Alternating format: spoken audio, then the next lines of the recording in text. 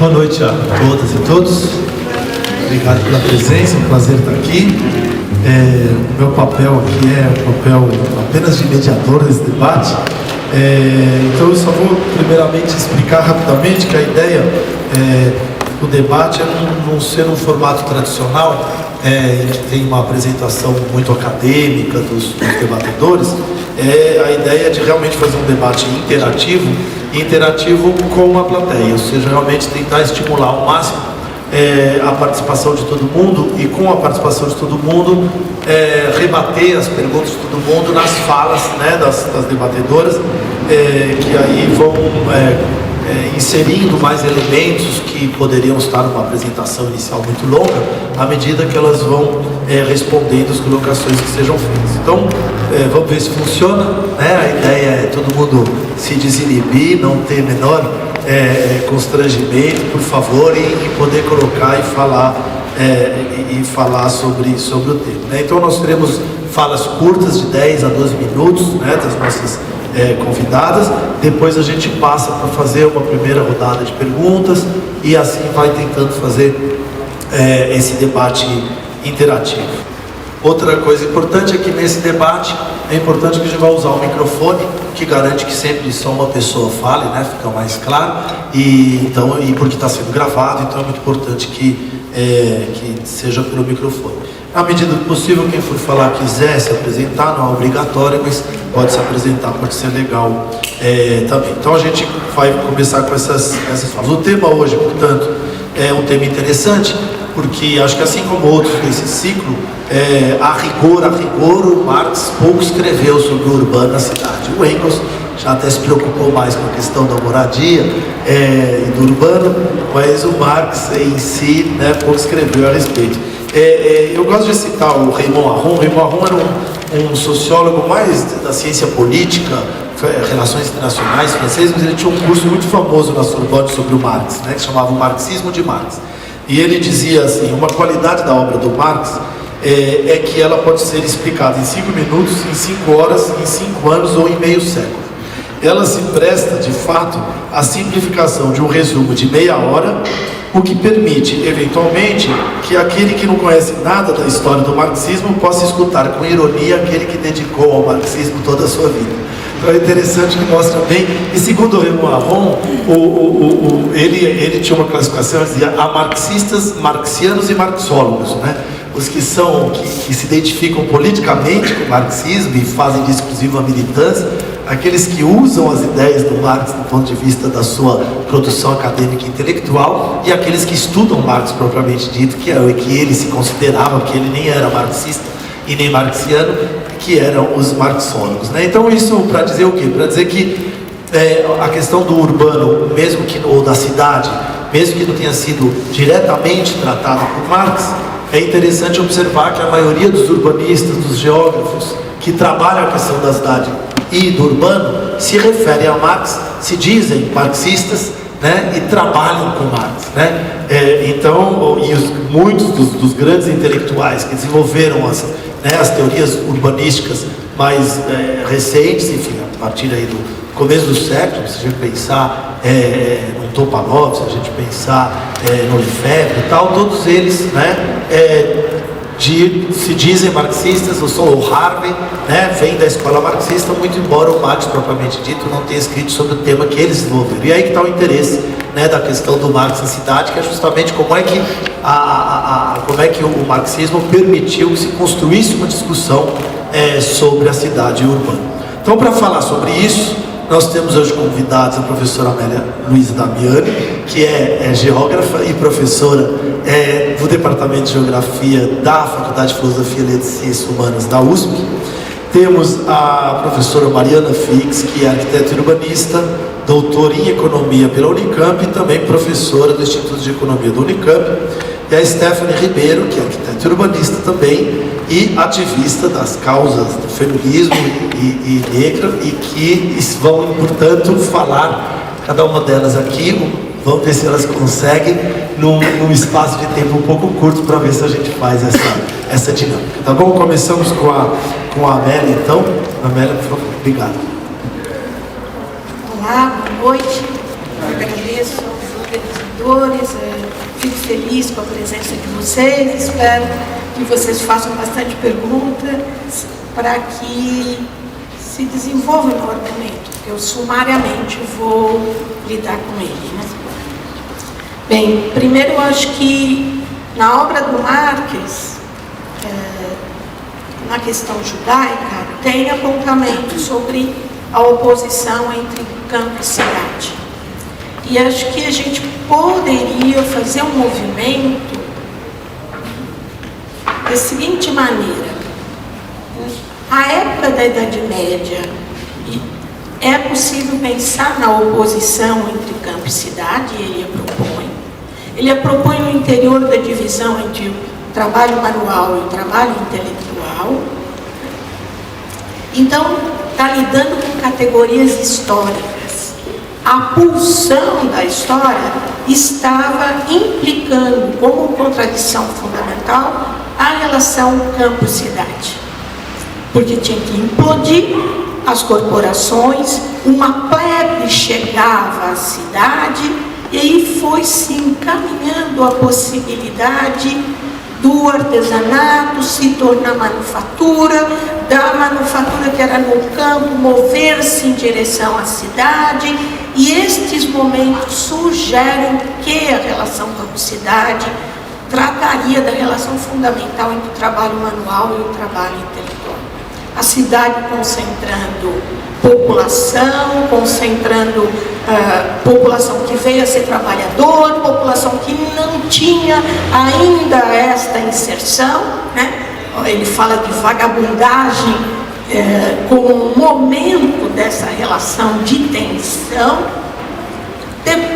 Desenvolve-se um comércio e desenvolve um movimento da indústria do artesanato, da manufatura, que já é a implosão das corporações e já coloca mais francamente a oposição entre o campo e a cidade. Contudo, quando Marx chega na grande indústria, no desenvolvimento da grande indústria, o movimento vai em direção a categorias abstratas. E aí ele move-se de outra maneira, o desenvolvimento das forças produtivas, tornado o desenvolvimento do capital, e o sujeito não é mais a cidade, é o processo do capital. E há uma alteração substantiva e ele desvenda o que significa a grande indústria. A grande indústria, o trabalhador não só perde o resultado do seu trabalho, o trabalhador perde o processo de trabalho, a intelecção do processo de trabalho.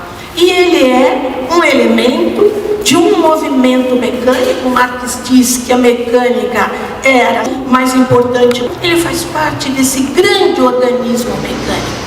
E aí ele descobre, já em 1844, e depois 45, 46, a alienação do trabalho em relação ao seu resultado, em relação ao seu processo. Então, a grande maquinaria expõe a necessidade dele pensar categorias abstratas. A valorização do valor, no interior da valorização do valor, a relação capital-trabalho, e o movimento de produção, circulação, distribuição do mais valor, leva ele a pensar no lucro, juros, renda e salário. Então, ele se move nessa direção desse sujeito abstrato, baseado no trabalho vivo. Mesmo o trabalhador não é exatamente trabalhador, um sujeito preservado corporal e mentalmente. Ele se torna, no processo de trabalho, força de trabalho. Ele tem esta mercadoria. Expropriado, ele tem esta como única mercadoria. Assim, ele vai vendê-la por uma equivalência, que é o salário. Só que ele produz mais que essa equivalência, mais valor, mais trabalho.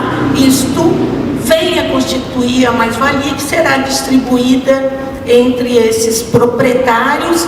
E o importante é considerar que quando ele se torna força de trabalho, ele perde a condição de sujeito e se torna sujeitado a um processo que mais ou menos ele detém. E aí a história das revoltas proletárias, da sua razia, etc., dão conta disso. Aí o que a gente faz nesse sentido? O que significa a cidade nesse sentido? A cidade, eu gostaria de dizer para vocês, embora ela tenha milhões de coisas, milhões de pessoas que se concentram, ela não pode ser decifrada como coisa e não pode ser decifrada democraticamente. Ela tem que ser pensada como trabalho coexistente. E para isso, tem que voltar lá, já desde a ideologia alemã, ou mesmo dos manuscritos, e carregando toda a obra do Marx, em que ele menciona a divisão técnica e social do trabalho. Não é troca simples de mercadoria, é um desenvolvimento dos mercados e um desenvolvimento da potência técnica do processo do capital, que vai submetendo o trabalhador como força de trabalho. E como fica a cidade? A mim, cabe discutir a cidade a partir da obra de Marx, sem exatamente contar essa história, porque ele inverte a história, né? No Grundrisse ele diz, não é o mono que explica o homem, é o homem que explica o mono. Ele começa pelo valor, pela troca, ao invés de começar pela propriedade privada da terra, que teria mais longa duração. Contudo, sem o desenvolvimento das forças produtivas, nós não vamos poder entender as cidades, no meu modo de pensar. Porque o desenvolvimento das forças produtivas significa uma alteração da composição orgânica do capital. A gente pode depois conversar sobre isso, mas posso dizer assim, relativamente a uma diminuição do trabalho em relação aos meios de produção que fazem parte dessa grande maquinaria. Tá? E aí o que acontece? Há uma diminuição da taxa de lucro. É possível, no processo do desenvolvimento das forças produtivas, anunciar uma crise do trabalho e uma crise do capital.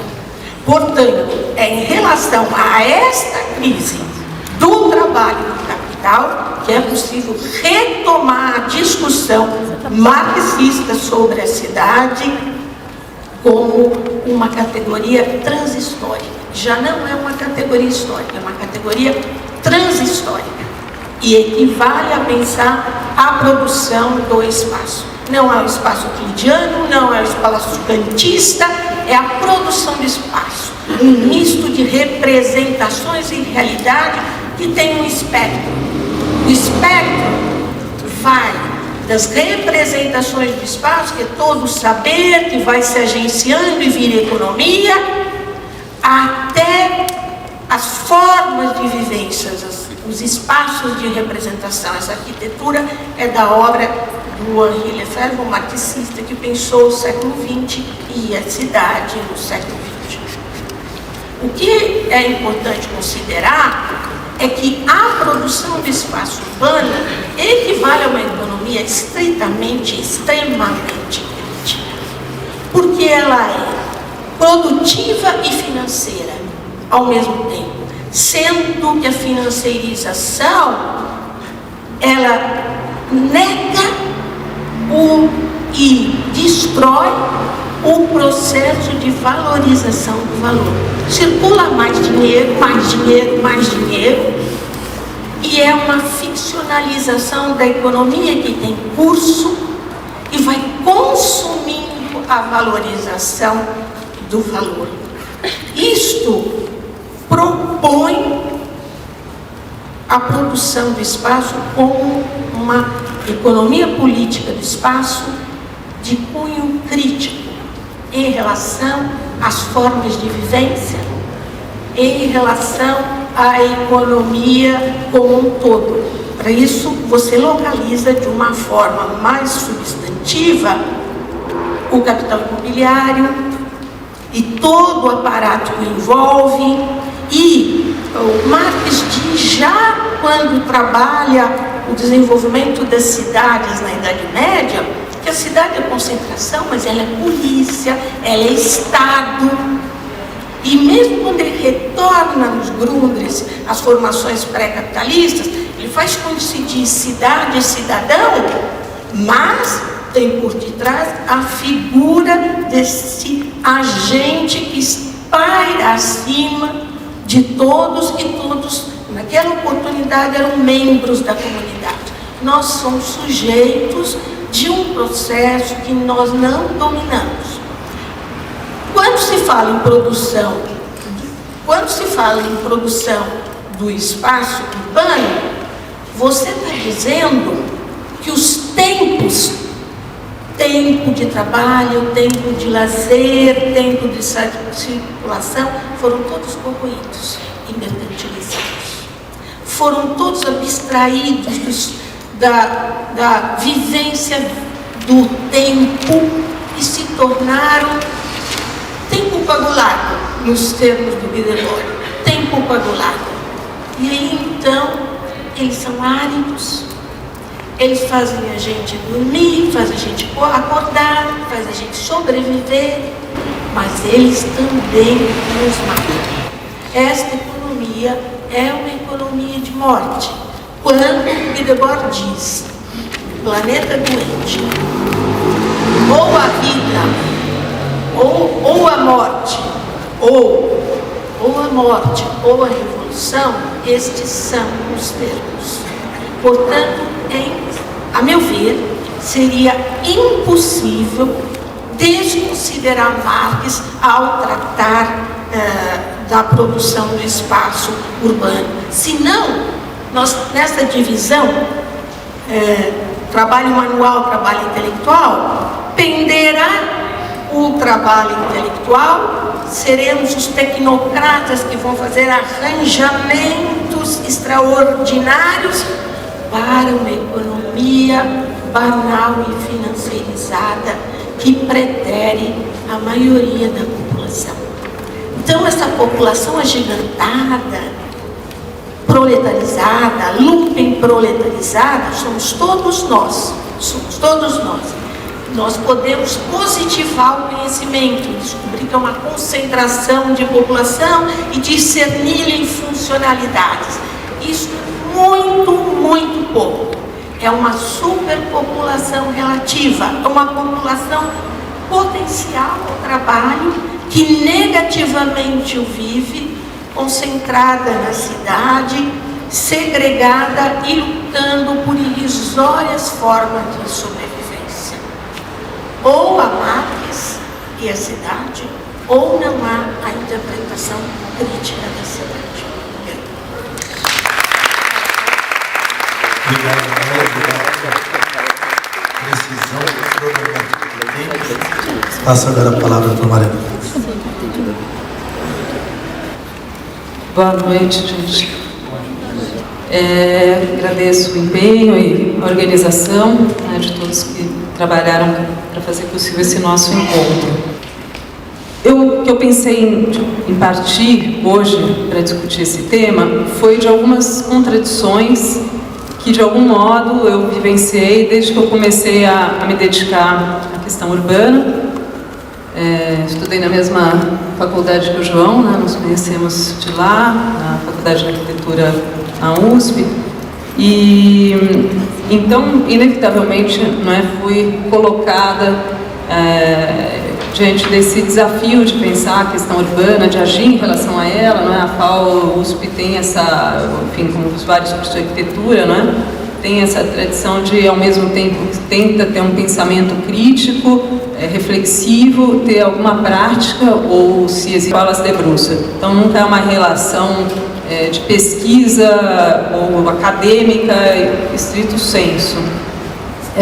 Então, por isso, uma série de enigmas foram se colocando, de desafios, depois também participando de experiências como o Fórum Centro Vivo, ainda no final do curso FAO, da Associação Nossa América, que colocou as questões das cidades latino-americanas, como assessora parlamentar na Câmara, dizendo um pouco só para dizer de onde é que vem essa experiência em relação ao tema, que me coloca diante dessa série de contradições, como eu estou tentando chamar aqui.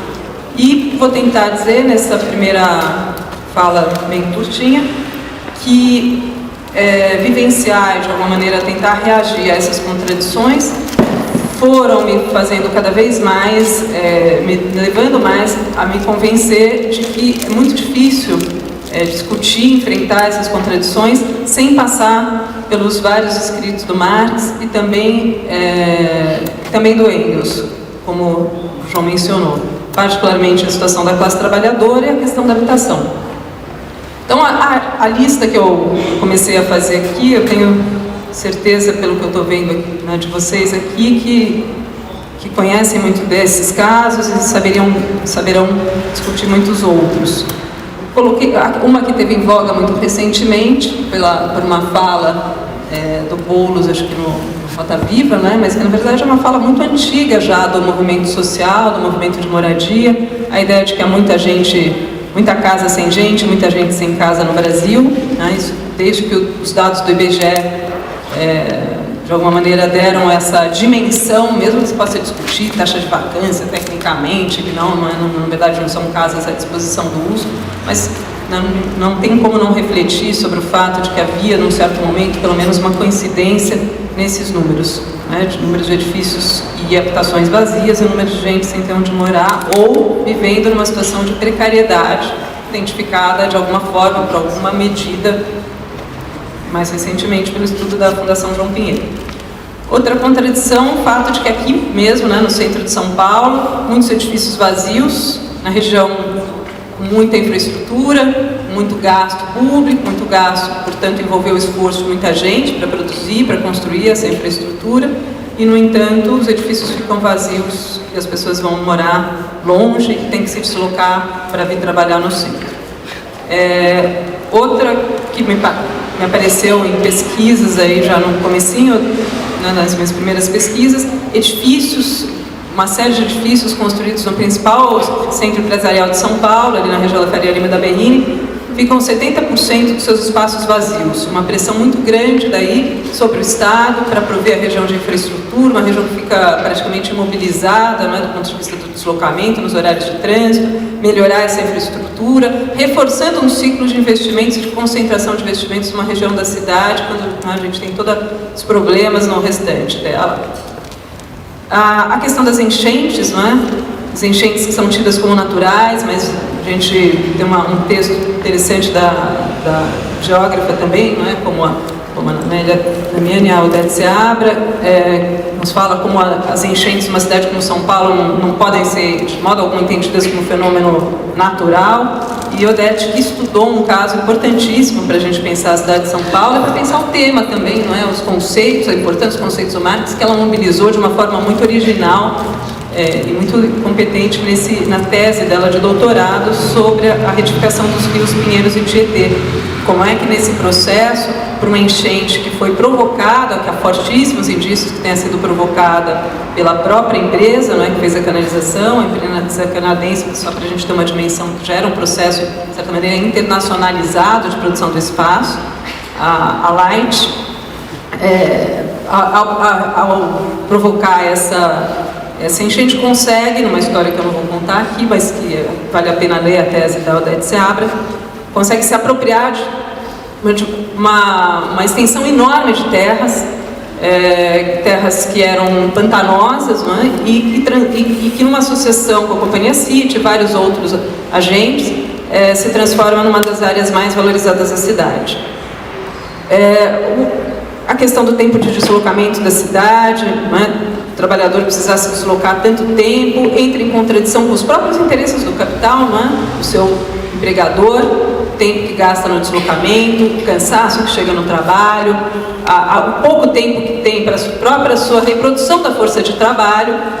Então, há conflitos aí, há contradições, são contradições não só das disputas entre o capital e o trabalho, mas entre as várias frações do capital, como eu vou tentar colocar. fato de ter gente morando na beira de represas, que são represas que abastecem a cidade de água para beber, né? E as pessoas não estão lá, evidentemente, por mais que sejam criminalizadas porque querem, então porque foram expulsas, muitas vezes por obras de expansão imobiliária das regiões mais ricas. Gente que muda de cidade para se dedicar a construir edifícios e casas, no final da obra é demitida, passa a morar em favelas, o salário, ou não quer mais trabalhar na construção civil de tão baixo que o salário pelo menos para os serventes, para os pedreiros, fluxos migratórios gigantescos que são feitos dessa maneira, não é? Então o trabalho na construção precisa ser pensado, e ele tem especificidades em relação ao trabalho nas outras áreas. A questão da construção em quantidade de moradias, como a gente viu recentemente no programa Minha Casa Minha Vida, e, no entanto, o déficit habitacional não diminui, como é que é possível? Tem gente que se pergunta isso, tem gente que se dedicou para tentar explicar isso, de paradoxo, constrói casa e na verdade, você continua com o problema. Enfim, são muitas as contradições, não se resumem aos nossos países, né? A gente poderia pensar que isso é um problema da periferia, do capitalismo, o capitalismo dependente, mas tem um exemplo, talvez um dos maiores dos últimos tempos das contradições, são os despejos que aconteceram nos Estados Unidos. Mais de 4 milhões de famílias em poucos anos despejadas, na crise que ficou conhecida como crise do subprime. Não é? Como é que é possível um grau de especulação com a habitação, né, constituindo, né, empurrando a população, um viés étnico-racial claro, que estudos mostram, né, para esse falso atalho para a casa própria, que foram os empréstimos de tipo subprime, categoria que precisa ser melhor investigada e discutida. Enfim, todas essas contradições a gente poderia mobilizar para cada uma delas, conceitos como capital fictício, exploração e acumulação, renda da terra, certamente. Não há como explicar a questão do Minha Casa Minha Vida sem pensar em conceitos que estão discutidos pelo Marx, estão trabalhados lá no livro 3 do Capital. Então, é difícil pensar numa abordagem que dê conta dessas contradições do processo urbano sem recorrer à crítica à economia política do Marx. Mas como recorrer aos conceitos marxianos? Aí pareceria então simples recorrermos e lermos. De alguma maneira, vamos olhar a cidade, vamos entender esses processos e essas contradições. Mas a resposta, me parece, não é simples. Isso porque essas contradições do processo urbano não são um mero reflexo daquelas da acumulação capitalista. E a maior parte, provavelmente, dos autores que se dedicaram ao pensamento marxiano, ao pensamento marxista, não incluíram nas suas preocupações a questão do espaço, né? Claro que com exceções aqui presentes, e muito esforço da área da geografia, e eu vou fazer referência a um autor justamente do campo da geografia que se dedicou bastante a isso, que é o geógrafo David Harvey. Mas antes dele, podemos pensar, né, num professor nosso, né, o Flávio Vilaça, um autor brasileiro, que para pensar a questão da desigualdade na cidade, é preciso recorrer a um outro conceito, que é o conceito da segregação. Não há uma correspondência direta entre a desigualdade social e o lugar onde as pessoas moram. Né? Tem outras coisas envolvidas aí. Então, se a gente for pensar na obra do Harvey, quando eu fiz essa referência ao Vilaça, logo em seguida me lembrei, né, tem um artigo que foi traduzido justamente pelo Flávio Vilaça, não há de ser coincidência, do David Harvey, que foi um ensaio que o Harvey publicou em 1982 no Brasil, que se chama O Trabalho, o Capital e o Conflito em torno do ambiente construído nas sociedades capitalistas avançadas, publicado pela Espaço e Debate. O argumento do Harvey nesse livro, nesse ensaio, um texto muito pequeno, relativamente fácil acesso, é que a sociedade capitalista precisa, por necessidade, criar uma paisagem física, mas esse processo é cheio de tensões e contradições, com fortes conflitos e correntes cruzadas. Os resultados, muitas vezes, estão longe de serem os esperados, e nesses exemplos todos que eu falei, a gente vive situações desse tipo, inclusive dentro do nosso campo, né, de gente que, com boas intenções, promove políticas urbanas, ou também sem boas intenções, né? Promove políticas urbanas com uma série de promessas, vamos fazer parcerias público-privadas, vamos resolver o problema, a concessão urbanística resolve o problema aqui no centro, e vem envolvido em vários debates, que a gente, utilizando categorias, né, dessas que eu mencionei e várias outras, a gente percebe que os efeitos são muito diferentes daqueles prometidos. Então, o que o Harvey vai dizer nesse ensaio? Que para começar o jeito dele pensar isso. Ele vai dizer a separação entre o local de moradia e de trabalho, instituída pelo capitalismo, significa que a luta do trabalhador para controlar sua própria condição de existência se divide em duas.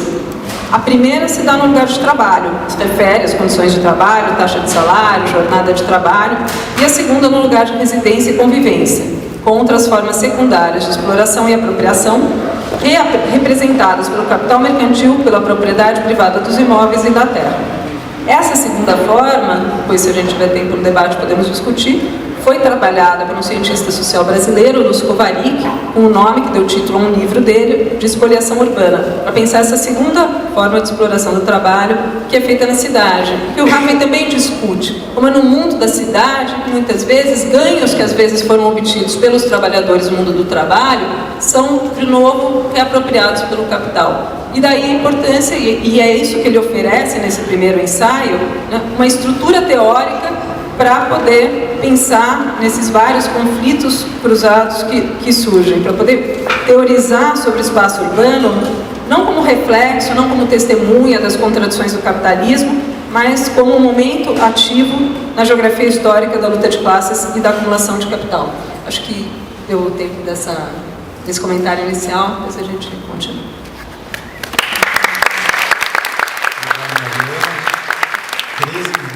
Impressionante aqui a disciplina. Stephanie, por favor. Obrigado. Eu queria primeiro agradecer o convite.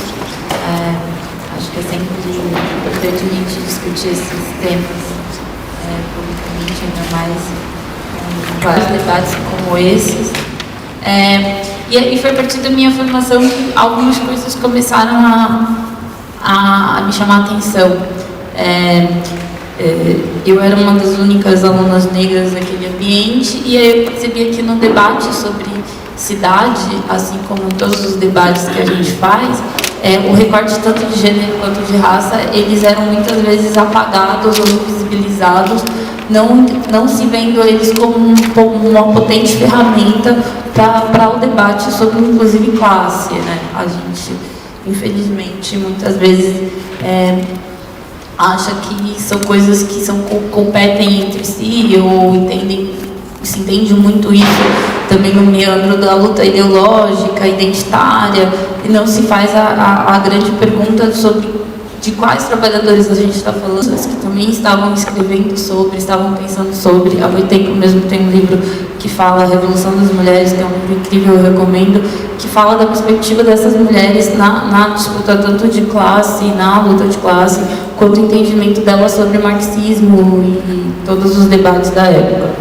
E aí eu falo disso porque, dentro do contexto nacional, eu acho muito difícil a gente discutir cidade sem começar a discutir quais são esses indivíduos que meandram a cidade, quais são esses indivíduos que conformam essa cidade e de onde vieram esses indivíduos.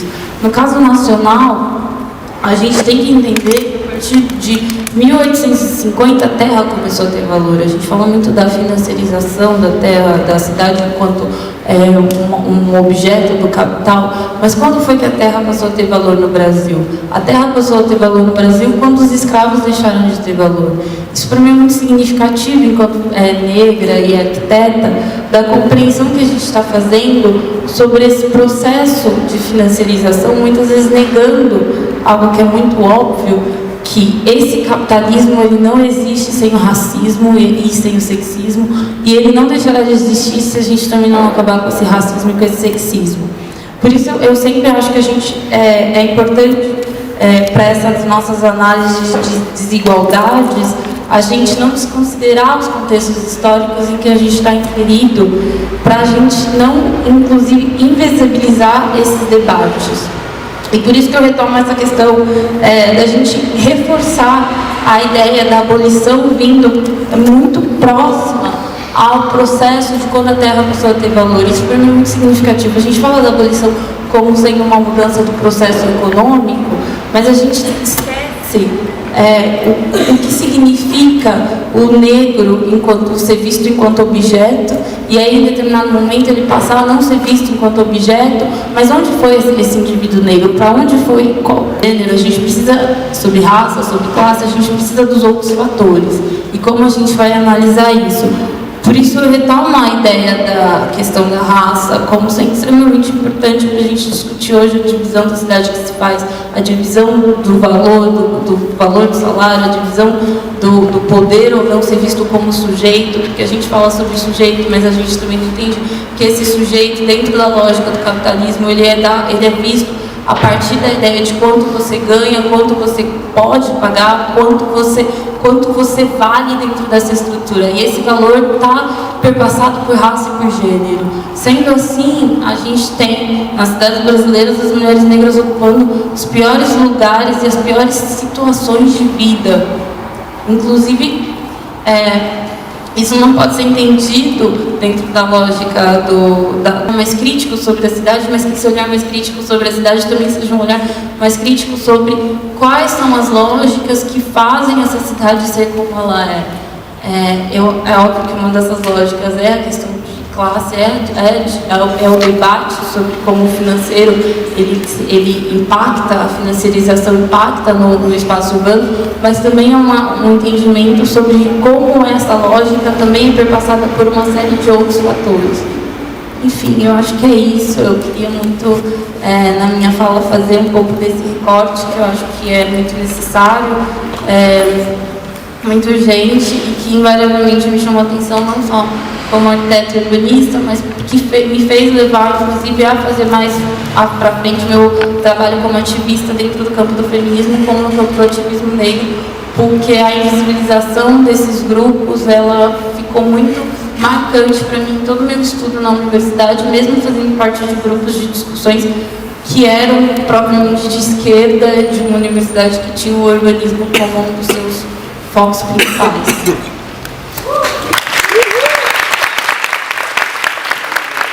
Nessa discussão da luta de classes, como já bem lembrou a Amélia, você tem uma espécie de uma desumanização, né, dessa categoria força de trabalho. E nessa desumanização, quem é que participa dessa luta de classes? E como é que nessa desumanização se esquecem, né, ou se deixam de fora, por exemplo, mulheres e negros e negras, né? A partir daí a pergunta que a Stephanie faz mas esse capitalismo, portanto, não existe talvez sem cidades, né?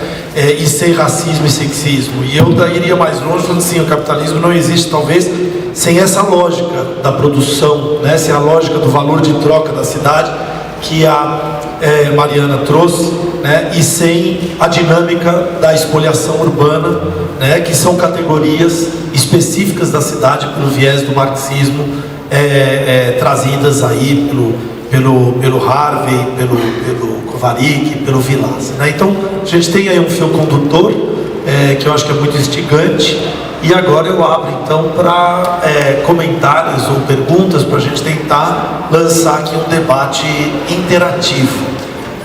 Então não sei se quem quer começar aí, a palavra está, por favor. A gente queria descer. Por favor, desçam, pegam o microfone, tá ali. Claro que eu vou pedir para as pessoas tentarem imitar um pouco a sua fala. Outra coisa, lembrar que todo mundo assine a lista que foi passada. Quem não assinou, né, peça e veja onde está, não esqueça de assinar a lista. Eu vou tentar limitar as falas a 3 minutos, assim, para não ficar muito extenso, tá bom? Vamos fazer uma série, pode ser, de umas 5 colocações por aí, depois a gente volta?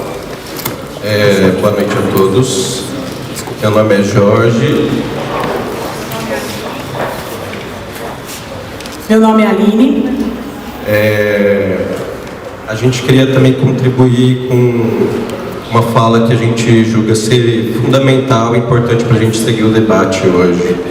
Meu nome é Jorge, eu sou ator e sou filho de imigrantes paraenses. Meu avô trabalhou no Seringal, numa das cidades inventadas por Henry Ford, na floresta amazônica, em Belterra. Nasci aqui em São Paulo, cresci em Mogi das Cruzes, vivo aqui há 12 anos. Sou filho de Omulu.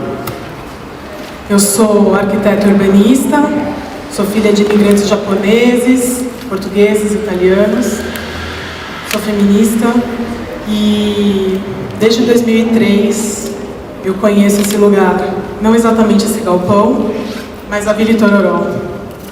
Sou filha de Iemanjá. Eu cheguei há 10 anos na Vila Itororó. E a primeira imagem que eu tive foi passando na Martiniano de Carvalho, em frente à entrada da escadaria que descia para a vila. A primeira coisa que me chamou a atenção foram as luzes dentro das casas. A vida que estava ali dentro.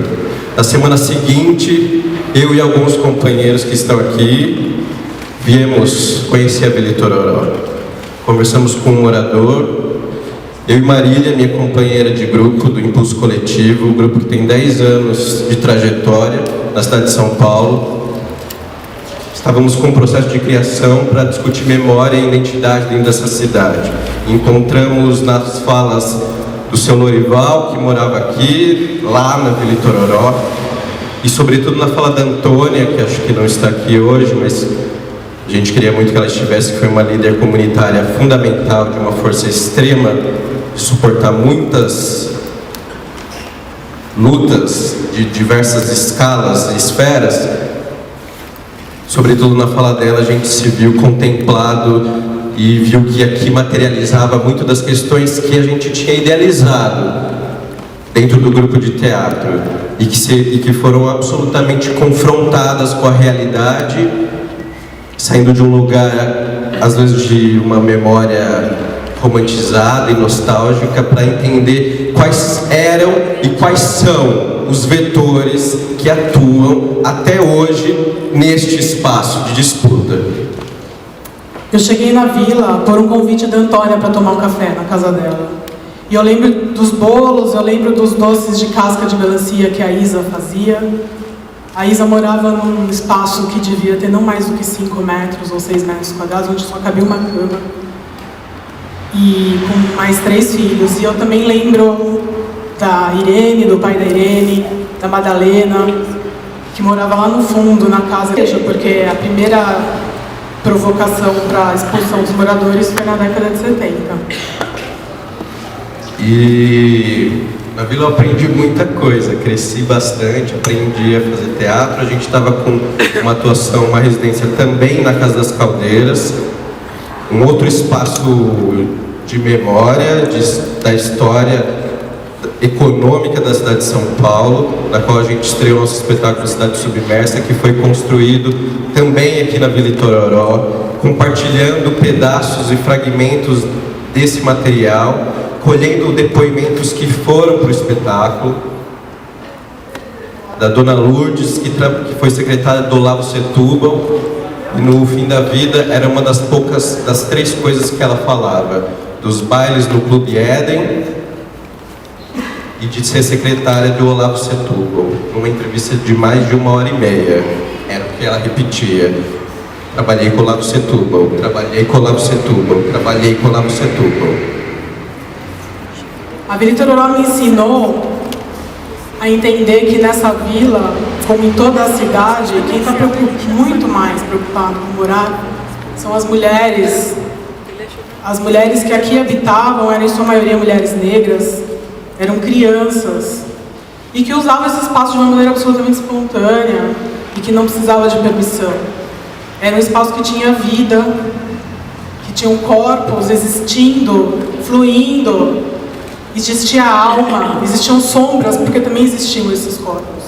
No entanto, essas pessoas foram invisibilizadas, a gente não as vê hoje. Eu lembro da gravidez da Giovana, filha da Antônia, o Otávio no meio da luta, nascendo. Lembro do aniversário de 50 anos da Antônia, quando todos os moradores, no final de 2011, foram deslocados da Vila Itororó, desapropriados de suas casas para irem para prédios da CDHU, 3 prédios distintos.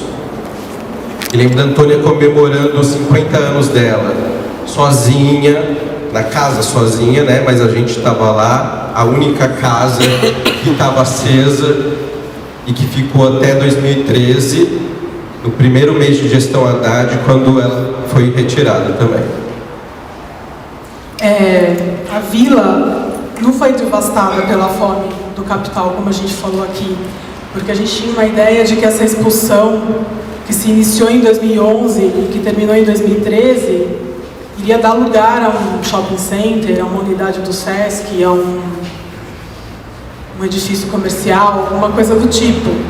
No entanto, os moradores saíram com muita urgência, com muita violência, e essa vila ficou desocupada durante quase 2 anos, e hoje a gente tem esse espaço, né, Jorge? E o que é cultura? Nesse caso, aquelas pessoas não produziam cultura, a subjetividade delas não importa. Quais são as sequelas disso? Foi necessário tirar todo mundo para a gente poder discutir cidade aqui?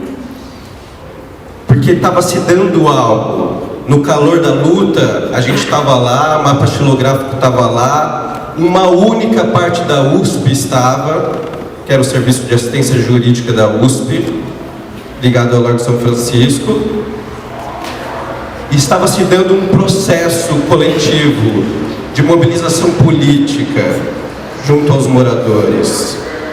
Essa autonomia sumiu.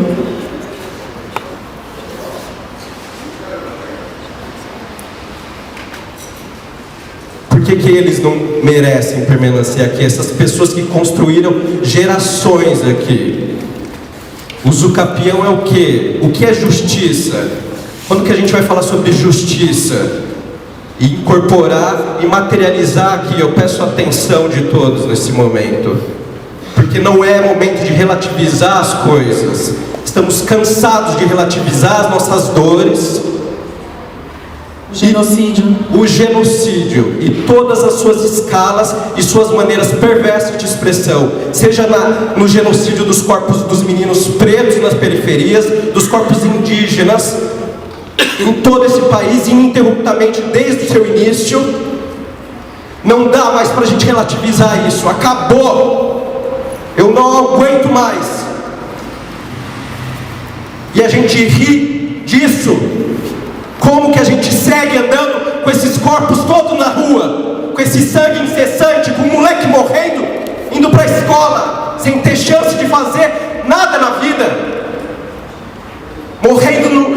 que capitalismo é esse que nem quer produzir, porque está matando todo mundo na sua idade mais produtiva, porque tem cor e tem alvo, e a gente sabe que tem, e sabe os acessos. Eu sou diretor de teatro e sei, quando um outro diretor de teatro branco entra no mercado, o que acontece? E eu que estou falando essas coisas, o que eu vou lidar? Eu sei como está minha conta bancária. Essas pessoas nunca foram ouvidas. Jamais. A gente tentou muitas vezes audiências públicas e a gente tentou espaço, a gente tentou abrir caminhos. Silêncio e invisibilidade. Cadê essas pessoas? Quem está aqui que conhece a Vila Itororó? Aqui não é a Vila Itororó. A Vila Itororó foi retirada da Vila Itororó por lógicas que dizem o que é e o que não é, o que é verdade, o que é cultura. Cansamos essa vitrine, né? Há coisas que precisam sair da sombra.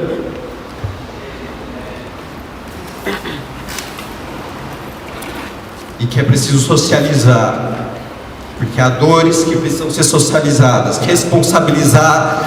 Responsabilidades que precisam ser socializadas, cada um no seu lugar, cada um com as suas responsabilidades.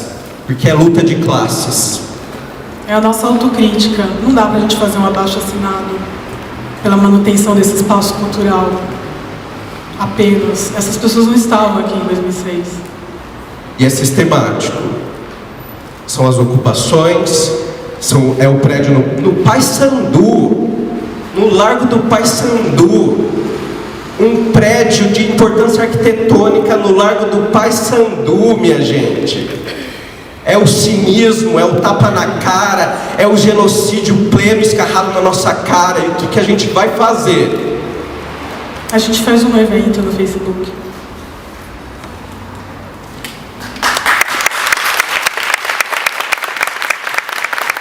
Continuamos com falas. Alguém das debatedoras quer reagir à fala que nos colocou no centro da disputa marxista da cidade?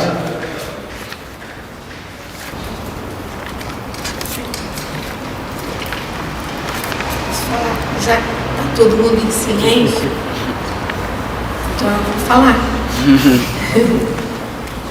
Sabe, você estranha que tiraram os moradores, que não aconteceu uma grande torre aqui,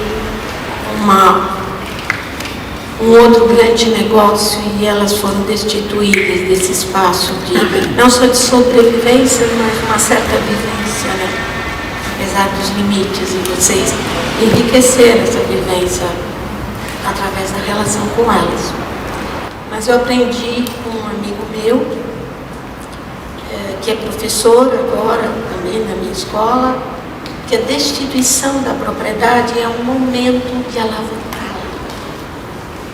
Então esse momento desse vazio, essa varredura, o termo é do Harvey, os limites do capital, é um momento necessário para uma outra coisa vir a ser. Contudo, essa outra coisa não é local. Afeta cada pessoa, aquelas que você nomeia e tantas outras. É algo que remete a um mercado mundial, é a nossa inserção, uma coisa muito grande, muito enorme.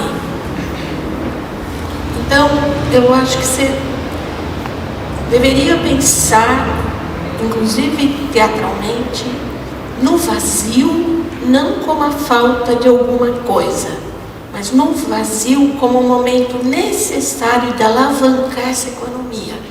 Ela destitui a propriedade para reconstituí-la em outros termos. A alavancagem depende de mecanismos muito complexos e não só de uma cidade em particular. A expropriação é o momento da urbanização. Eu chamo de urbanização crítica. Dizia que era a acumulação primitiva do espaço, a varredura para surgir outros usos e outras formas dinerárias mais potentes, sintonizadas com o mercado mundial, que é juros misturado com renda, mais ou menos lucro, essa coisa fantasmagórica, né? Mas eu não tenho certeza absoluta, porque existe a expropriação, mas como vocês falaram, não quer dizer que existe uma inserção produtiva, porque a produção desse urbano é um espaço abstrato, uma mercadoria. Na geografia, os professores diziam, o homem é habitante, uma geografia mais clássica. Depois uma geografia que se tornou mais moderna, trouxe outras categorias, disse o homem é consumidor, o homem é produtor. Agora é um humanismo das coisas. É um humanismo das coisas, é a desumanização do homem que está no lugar. Órida, talvez árida, ela tem que ser carregada para cada movimento e tornar-se prática. Porque ficar no meio do caminho é também ser consumido por esta lógica sem o saber. Então, esta apreensão lógica é a demonstração que ela é uma lógica social, que ela é eficaz, que ela existe. E ela nos oprime, ela é real, mais real do que a realidade. E cada um de nós está metido nesse processo de proletarização. Meu avô era italiano, veio para o Brasil no século XIX, final do século XIX, com 14 anos. Era um artesão de sapato, foi trabalhar numa empresa de sapato com o tempo, sempre morou em Cortiço, neste bairro, o Bela Vista, e trabalhava na área de planchamento, finalizar o sapato. Fim de semana, bebia, tocava guitarra, a vida era uma infelicidade. Ele não era mais artesão, ele sequer trabalhava numa manufatura, era um pedacinho de alguma coisa que ele não entendia num lugar que não era Itália. Aí quando chega na Primeira Guerra Mundial, ele se oferece como voluntário. Quando chega na Itália, os italianos falam, imbecile, por que volta? Porque havia compreensão de uma outra história, que o capitalismo vale.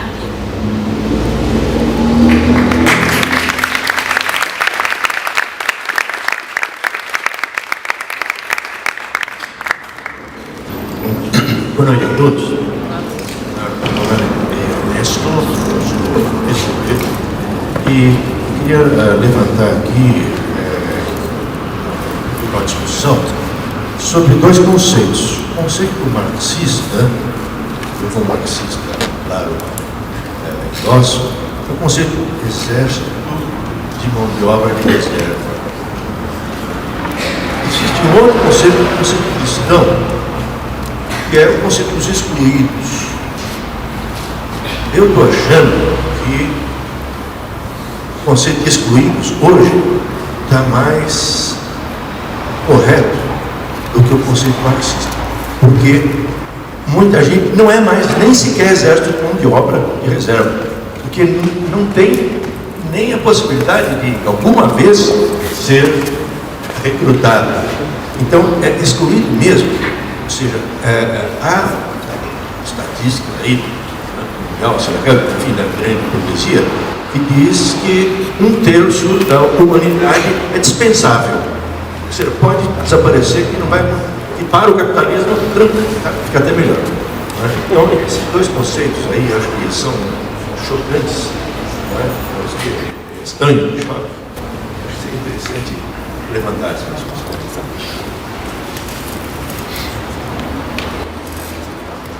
Eu acho que, pensando no que é excluídos e pensando na fala anterior, eu acho que está muito claro quem são os excluídos. Eu acho que só não tem quem não quer, eu acho que, ou que não é impactado por isso de alguma forma. Eu acho que, pelo menos no meu lugar, não dá para não ser, sabe? Eu acho que se eu bobear, eu sou próxima, sabe? Porque a gente está num lugar de instabilidade. Porque até mesmo nesse lugar de, você fez faculdade e tal, é instável, sabe? É um não lugar, é um lugar que ele ainda não existe dentro da lógica da nossa sociedade, porque não deveria ser o meu lugar. Eu sou mulher negra, o que você está fazendo aqui? Eu acho que é muito difícil a gente pensar sobre isso, e acho que uma das minhas grandes dificuldades na arquitetura é porque a gente fala muito dos números, mas os números têm nome.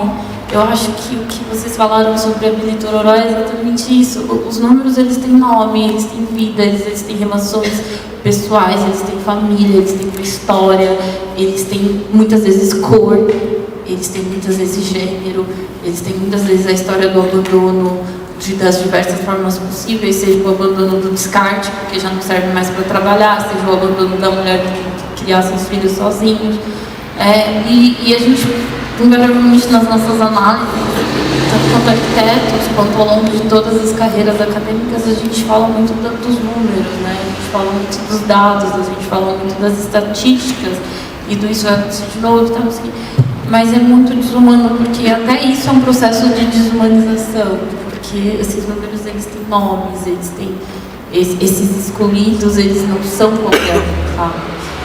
Acho que isso para mim é muito nítido, e acho que é isso, é muito doloroso também pensar sobre isso, porque a gente tem talvez ferramentas, a gente tem um debate, mas a gente ainda não consegue colocar em prática para que isso não aconteça mais. A gente ainda tem dificuldade de exercer o que a gente já sabe que talvez possa conseguir consertar.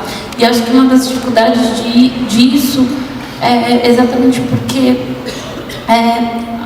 eu não sei até que ponto todo mundo está envolvido nisso. Eu acho que a gente tem que pensar, talvez, eu penso muito sobre isso, num debate tanto de raça, quanto de gênero, quanto de classe. É muito, talvez as pessoas falam que tem uma empatia, uma vontade de agir. A gente vê a situação de desigualdade, a gente sente na nossa vida a situação de desigualdade, mas até que ponto a gente age em relação a isso? Acho que até que ponto a gente se responsabiliza nesse processo? Acho que, enfim, acho que a cidade que a gente tem hoje, ela é ponto de vários processos em que a gente também, muitas horas é a gente, outras horas é vítima. Eu acho que tem várias questões para se pensar sobre isso. E sobre esse lugar em específico e sobre outros, eu acho que também a gente, enfim, acho que essa juventude, a gente que está aqui, tem que pensar em quais momentos a gente não se torna uma ferramenta desses processos, quando a gente passa a, de alguma forma, valorizar algumas coisas que não representam o que deveria ser. Eu estou falando isso porque eu entendo que existe um vazio aqui, mas esse vazio ele tem um outro valor, assim, ele passa por um processo que algumas pessoas chamam de gentrificação. Eu não sei se é isso aí o nome, mas esse processo em que a juventude branca, em sua maioria, dessa classe média, meio que não está no lugar da elite, mas também não está no lugar dos pobres, dos miseráveis, que passa a vislumbrar nesses lugares uma coisa cool, uma coisa descolada, e é legal, e aí a gente vai para tal lugar, a gente se veste como se a gente fosse miserável, porque é descolado, a gente fala que tem a gente fala que a gente tem preocupação de classe, e a gente vem aqui e desculpa, agora que eu sei de toda essa história, como eu morava em Campinas, eu não sabia, é desconfortável estar aqui, eu não me sinto feliz em estar aqui. Essa terra, para mim, ela é violenta. Eu acho que a gente tem que nomear as coisas. Eu acho que eu fiz sentir isso a primeira vez que eu pisei num lugar que remetia uma senzala. Eu falei, esse território para mim é violento, porque ele materializa a violência. Acho que a gente tem que começar a nomear as coisas. Infelizmente, esse não é um espaço tão agradável quanto ele se propunha ser, assim. Se mulheres negras precisaram sair para eu estar aqui com o microfone, não faz sentido eu estar aqui com o microfone. Acho que essa é a minha narrativa. Eu acho que isso é uma forma de luta. Acho que a Angela Davis mesmo fez uma fala esses dias que foi muito importante. Ela mandou uma carta para a Linda Quebrada e ela disse que não estar também é um processo político. Acho que a gente, pensando no que eles acabaram de dizer, a gente pode remeter a isso. Não estar é um processo político. Saber onde a gente vai estar, saber como a gente vai estar é um processo político. Saber com quem a gente vai estar é um processo político. Porque além das nossas falas, além dos nossos textos, existe a nossa ação. E essa ação também vem das nossas escolhas políticas. Eu acho que não dá para desassociar. A nossa vida é política. Enfim, acho que é isso.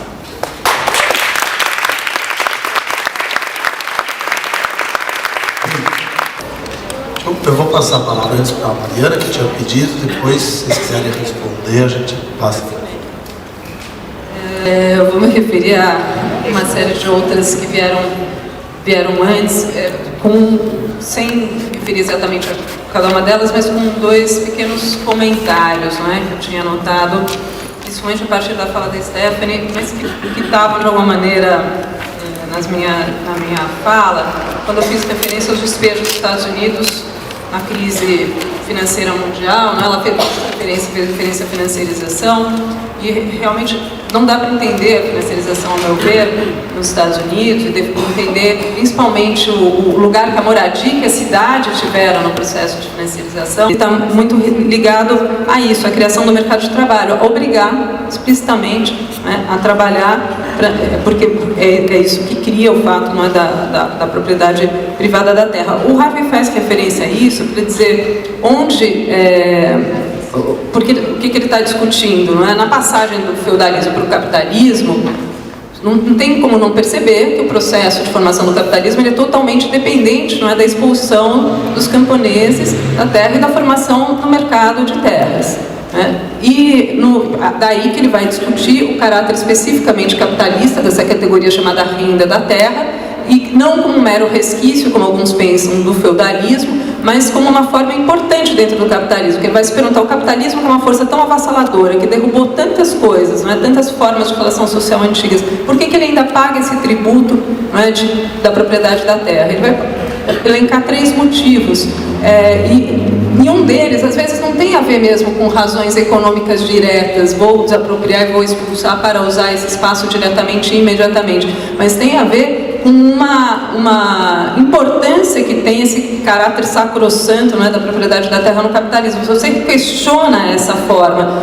e propõe outras maneiras de organizar, pelo comum, pelas ocupações, pelas comunas urbanas, não é, pelo que quer que seja, mesmo que não interfira diretamente no circuito de acumulação do capital, mesmo que não haja um uso diretamente, estou falando que é especificamente o caso daqui, mas a gente vê muitas situações desse tipo, mesmo que não tenha um uso mais rentável naquele momento disputado, mesmo assim, essas outras formas são duramente combatidas. Tanto formas de organização do trabalho, como os mutirões autogeridos, não é? Quanto formas na construção civil que questionam a forma absolutamente hierárquica, desumana, né, longas jornadas de trabalho, altos índices de acidentes na construção civil, quanto as formas de produção do espaço são duramente questionadas. Enfim, o que eu queria dizer em relação a esse caso, teria outras coisas para discutir, mas esse momento não é importante da história do capitalismo, é que quando não é assim, nessa passagem do feudalismo pelo capitalismo, mesmo assim há um momento de instituição do mercado de terras, que nos coloca nessa situação de atrelar a cidade, o uso da cidade, a forma de morar, à especulação. A propriedade da terra é inerentemente especulativa, o que significa que a terra tem preço, mesmo que não tenha produção de valor nenhum, para fazer referência à questão que o Jorge falou, não é? Mesmo que não tenha processo de produção de valor, ela tem preço. Então aí essa diferença, a gente usa o termo valorização, mas na verdade, do ponto de vista estrito senso da economia política, você pode falar que você tem apreciação de preço, você tem especulação, você tem uma série de coisas acontecendo ali, transferência de riqueza, sem necessariamente pode passar, mas sem necessariamente passar por produção de valor.